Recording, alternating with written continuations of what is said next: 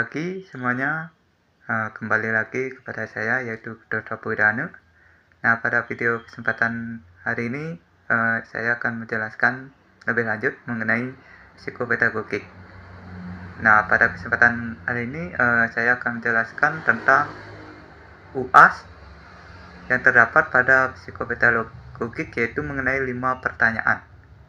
Tapi sebelum itu, perkenalkan, nama saya Dr. Pudanu dengan NIM 2211031273. Nah, adapun pertanyaan pertama, yaitu pentingnya evaluasi dalam pendidikan dan pembelajaran. Nah, dalam hal tersebut juga terdapat 3 prinsip utama dalam pelaksanaan evaluasi pembelajaran, yaitu mengenai objektivitas, kontinuitas, keseluruhan, atau disebut dengan komprehensif. Nah, menurut saya evaluasi dalam pendidikan adalah proses penting yang digunakan untuk menilai sejauh mana tujuan pembelajaran telah tercapai oleh siswa. Nah, evaluasi ini berfungsi sebagai alat pengukur keberhasilan proses belajar mengajar, serta sebagai dasar bagi guru dalam memperbaiki strategi pembelajaran di kelas. Nah, evaluasi ini juga memperbaiki strategi pembelajaran, di mana memberikan informasi yang sangat berguna bagi siswa agar mereka memahami kelebihan dan kekurangannya dalam memahami materi tanpa melakukan evaluasi yang baik. Nah, proses pembelajaran bisa berjalan tanpa arah dan tidak menghasilkan perubahan yang signifikan pada perkembangan peserta didik. Nah, evaluasi pembelajaran yang baik harus berdasarkan 3 prinsip utama yang sudah saya jelaskan tadi, yaitu pertama mengenai objektivitas, kedua kontinuitas, dan komprehensif. Nah, pada prinsip yang pertama yaitu prinsip objektivitas. Objektivitas ini berarti bahwa evaluasi harus bebas dari prasangka dan tidak memihak, serta menggunakan alat dan kriteria yang sahih dan reliable. Nah, selanjutnya yaitu mengenai prinsip kontinuitas, di mana mengharuskan evaluasi dilakukan secara terus-menerus dalam setiap tahap pembelajaran, bukan hanya di akhir agar guru dapat menilai kemajuan siswa secara bertahap. Sedangkan yang terakhir yaitu mengenai komprehensif, di mana menunjukkan bahwa evaluasi harus mencakup semua aspek kemampuan siswa, seperti aspek kognitif atau pengetahuan, aspek afektif, sikap yang tumbuh di dalam diri siswa, dan keterampilan psikometrik. Nah, agar hasil evaluasi mencerminkan kemampuan secara menyeluruh, maka ketiga aspek itu sangat penting untuk diterapkan. Nah, jika sudah diterapkan, maka evaluasi yang objektif dan berkelanjutan akan memberikan data akurat tentang perkembangan siswa dari waktu ke waktu. Dan evaluasi tersebut bukan hanya dari segi angka pada komprehensif, namun hal ini akan membantu guru dalam merancang strategi pembelajaran yang lebih tepat sasaran dan relatif dengan kebutuhan siswa. Oke, itu mengenai pertanyaan yang pertama. Kita lanjut aja ya, yaitu mengenai pertanyaan yang kedua. Nah, pada pertanyaan kedua yaitu menjelaskan secara singkat 4 macam evaluasi pendidikan. Nah, dalam evaluasi pendidikan itu yang pertama ada penempatan, formatif, sumatif, dan diagnostik. Nah, pada keempat itu sangat mirip seperti sebuah asesmen ya, di mana evaluasi tersebut dilakukan secara berkala selama proses pembelajaran. Menurut saya, dalam dunia pendidikan, evaluasi dibagi ke dalam 4 aspek. Pertama yang sudah saya jelaskan, yaitu yang pertama evaluasi penempatan. Nah, evaluasi penempatan ini dilakukan di awal sebelum proses pembelajaran dimulai, dimana dengan tujuan mengetahui latar belakang atau kemampuan yang dimiliki oleh siswa agar guru bisa menyesuaikan materi dan metode yang tepat untuk digunakan dalam pembelajaran. Selanjutnya yaitu mengenai evaluasi formatif. Nah, evaluasi formatif ini dilakukan selama proses pembelajaran berlangsung, sebagai alat memonitoring perkembangan siswa. Nah, selain itu adapun evaluasi sumatif, nah diberikan ketika siswa sudah mengikuti proses pembelajaran dari awal sampai dengan akhir, maka dalam penutupnya mereka akan diberikan sebuah evaluasi sumatif sebagai akhir dari periode pembelajaran. Misalnya mereka diberikan tugas soal evaluasi mengenai topik-topik materi yang mereka bahas di kelas. Tujuannya adalah untuk mengetahui apakah siswa tersebut sudah mencapai tujuan pembelajaran yang kita berikan, sehingga mereka akan menghasilkan hasil belajar yang menjadi acuan untuk kemampuan yang dimiliki oleh siswa. Nah, selanjutnya yaitu mengenai soal nomor 3. Nah, di soal nomor 3 ini yaitu menjelaskan konsep kejenuhan dalam belajar atau kejenuhan pembelajaran. Nah, apa penyebab faktor dari konsep kejenuhan tersebut? Menurut saya,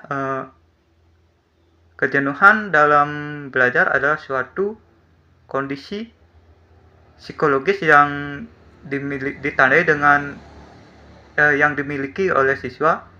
Biasanya hal ini ditandai dengan adanya terkadang mereka merasa bosan dengan pembelajaran, lelah mental, dan hilangnya minat untuk mengikuti pembelajaran.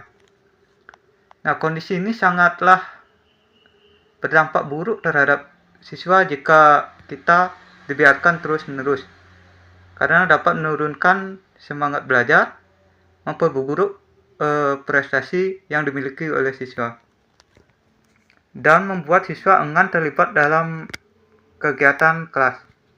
Misalnya siswa tidak memiliki motivasi mengikuti pembelajaran dalam ekstrakurikulernya karena menganggap bahwa hal tersebut jenuh bagi mereka. Nah, kejenuhan ini biasanya ditandai dengan kurangnya fokus, mudah terganggu, tidak tertarik mengikuti pembelajaran, dan bahkan dapat menimbulkan sikap negatif seperti membangkang atau disebut dengan tidak menyelesaikan tugas. Ketika guru memberikan tugas pada siswa, kemungkinan ada beberapa siswa yang memiliki motivasi tinggi dalam mengerjakan tugas, tetapi ada juga beberapa yang memiliki tingkat kejenuhan sehingga mereka menganggap bahwa tugas itu merupakan hal yang buruk bagi mereka. Nah, hal ini juga adapun juga faktor internal yang menjadi penyebabnya, yaitu sudah saya bilang tadi, yaitu belajar, di mana belajar motivasinya rendah. Kelelahan fisik yang dimiliki oleh siswa juga menjadi faktor dari internal tersebut. Nah, tidak memiliki tujuan yang jelas, dan apalagi mereka stres karena tuntutan dari akademik. Nah, sedangkan faktor eksternal seperti lingkungan yang ada di sekitarnya juga menjadi acuan bahwa hal tersebut menjadi siswa tidak jenuh dalam belajar. Misalnya di lingkungan sekolah mereka menganggap bahwa misalnya kelasnya belum rapi misalnya. Mereka tidak jenuh belajar karena tidak nyaman dalam mengikuti pembelajaran. Nah, selain itu kejenuhan ini juga dapat menimbulkan dampak serius seperti menurunkan kepercayaan diri. Nah, ketidakmampuan untuk berpikir kreatif hingga keengganan untuk hadir sekolah. Oleh karena itu, guru dan orang tua harus perlu mewaspadai tanda-tanda kejenuhan ini agar belajar siswa dapat segera ditangani dan kembali untuk giat mengikuti pembelajaran. Nah, itu mengenai soal nomor 3. Nah, selanjutnya kita akan membahas soal nomor 4. Yaitu bagaimana cara kita mengatasi kejenuhan belajar.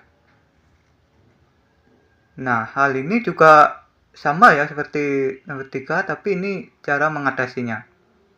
Nah, menurut saya cara yang paling efektif untuk mengatasi kejenuhan belajar adalah dengan menciptakan suasana belajar yang menyenangkan. Dengan menyiapkan pembelajaran yang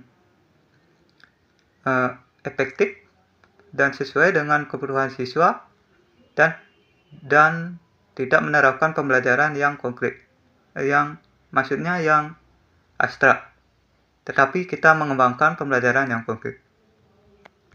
Nah, selain itu guru perlu mengganti metode pembelajaran secara berkala agar siswa tidak merasa bosan, dan misalnya seperti menggabungkan pembelajaran berbasis proyek, permainan edukatif atau edukasi, misalnya melakukan diskusi kelompok kecil dan menggunakan media visual maupun pembelajaran di luar ruangan, sehingga dalam pembelajaran tidak hanya monoton saja yang diberikan oleh siswa, sehingga kejenuhan mereka akan berkurang seiring dengan waktunya.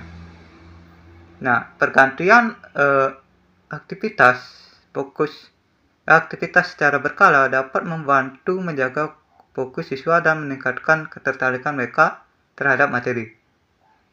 Nah, selain variasi dalam metode, guru juga perlu memperhatikan keseimbangan antara siswa dengan waktu mereka belajar dan istirahat. Misalnya kita berikan waktu jeda yang cukup di tengah pelajaran, menyisipkan dengan cara memberikan ice breaking atau melakukan aktivitas fisik ringan agar membantu mengurangi tekanan dan kelelahan mental siswa. Guru juga sebaiknya memberikan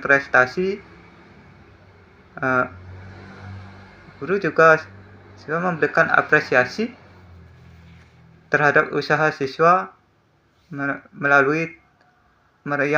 agar mereka tetap merasa termotivasi. Kejenuhan juga bisa kita atasi dengan memberi siswa kesempatan untuk memilih cara mereka belajar yang mereka sukai. Misalnya mereka belajar secara auditory, kinestetik, ataupun yang lainnya yang sesuai dengan apa yang mereka inginkan. Nah, agar tujuannya mereka merasa bahwa lebih terlibat dan bertanggung jawab terhadap pembelajaran. Oke, yang soal terakhir yaitu mengenai konsep psikosomatik dalam pendidikan. Nah, bagaimana kondisi psikologis seperti stres dapat mempengaruhi kondisi fisik peserta didik atau pendidik? Menurut saya, psikosomatik adalah kondisi ketika gangguan psikologis seperti stres, kecemasan, atau tekanan emosional berpengaruh terhadap kondisi fisik seseorang. Nah, dalam dunia pendidikan, psikosometrik dapat dialami oleh siswa maupun guru yang yang mengalami siswa tekanan secara terus-menerus. Misalnya, siswa yang terlalu banyak kita mengerjakan tugas, misalnya tekanan dari lingkungan, biasanya bisa mengalami gejala seperti mereka menganggap bahwa tugas itu seolah-olah bingung bagi mereka, bahwa tidak baik bagi mereka. Sehingga misalnya tanda-tanda yang muncul dalam siswa yaitu seperti pusing, mereka merasa mual, sulit tidur, atau bahkan nyeri. Hal ini juga menjadi tanda bahwa stres itu muncul dalam diri siswa. Padahal jika diperiksa secara medis, misalnya kita bawa anak kita ke dokter, tidak kita temukan kelainan fisik yang jelas. Karena stres itu merupakan hal penyakit secara psikologis atau penyakit jiwa yang dimiliki oleh seseorang, sehingga tidak ada obat secara fisik yang dapat mengatasi hal itu. Nah, pengaruh stres terhadap fisik ini terjadi karena tubuh manusia memiliki sistem saraf yang sangat sensitif terhadap emosi. Ketika seseorang mengalami stres secara berkelanjutan, tubuh akan melepaskan hormon stres atau disebut dengan kortisol. Nah, secara berlebihan yang jika tidak dikendalikan dapat merusak sistem imun, menurunkan konsentrasi, dan memicu berbagai penyakit fisik.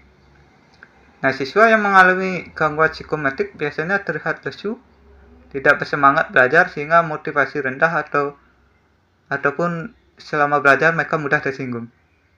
Hal ini tentu akan berdampak pada hasil belajar mereka dan kehidupan sosialnya di lingkungan sekolah.